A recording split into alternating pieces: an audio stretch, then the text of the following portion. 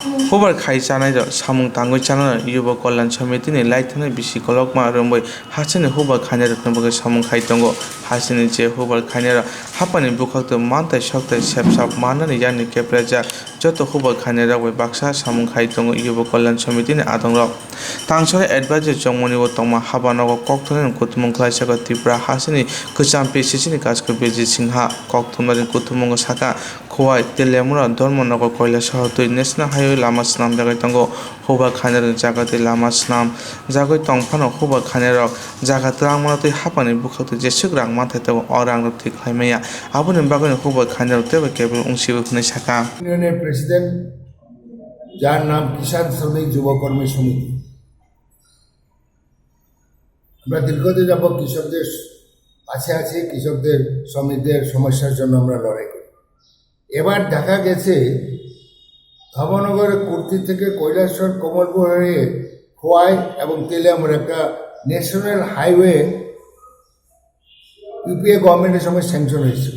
দীর্ঘদিন পরে এটা কাজ স্টার্ট করেছে, জমি অধিগ্রহণের কাজ শুরু হয়েছে, কিন্তু লক্ষ্য করা গেছে জমির দাম 20 লক্ষ, কানিতে 30 লক্ষ এবং ইন্টেনশনালি গভর্নমেন্ট নোটিফিকেশন করে 3 লাখ।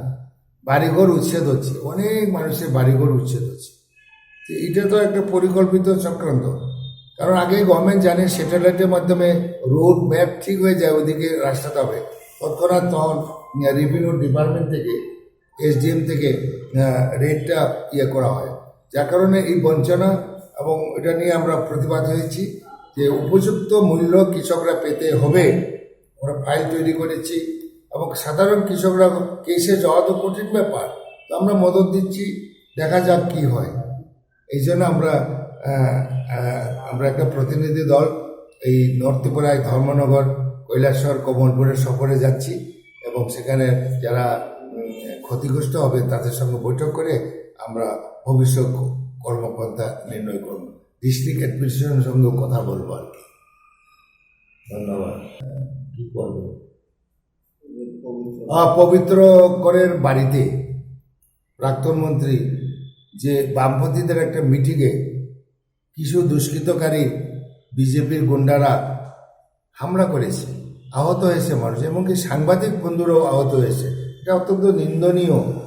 এই বিষয়ে সরকারকে কঠোর হওয়া উচিত, পুলিশ প্রশাসনকে। এরকম তো চলতে দেওয়া যায় না। আজকে বামপন্থীদের মিটিংয়ে হামলা হচ্ছে, কালকে কংগ্রেসের মিটিংয়ে হামলা হবে, পরশু বিজেপির মিটিংয়ে হামলা হবে। এটা তো গণতন্ত্রের পক্ষে স্বাস্থ্যকর নয়। তো এটা বন্ধ হওয়া দরকার। আমরা তীব্র ভাষায় নিন্দা করি।